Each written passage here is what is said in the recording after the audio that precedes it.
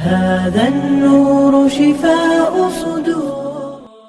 به نام خداوند بخشاینده و مهربان نهایت با رحم. اما بعد، الله تبارک و تعالی آسمان را با ستاره ها زینت داد، ملائکه ها را با جبرائیل علیه السلام زینت داد، جنت را با حورهایش زینت داد، پیغمبران را با محمد مصطفی صلی الله علیه و سلم زینت داد، روزها را با روز جمعه زینت داد، شبها را با شب قدر زینت داد، ماهها را با ماه رمضان زینت داد، مسجدها را با کعبه زینت داد، کتابها را با قرآن زینت داد، قرآن را با بسم الله الرحمن الرحیم زینت داد.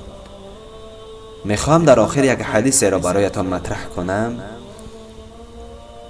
پیغمبر اکرم صلی الله علیه و سلم میفرمایند لعنت پروردگار بر همان کسی می باشد که به گپ دروغ مردمان را میخنداند.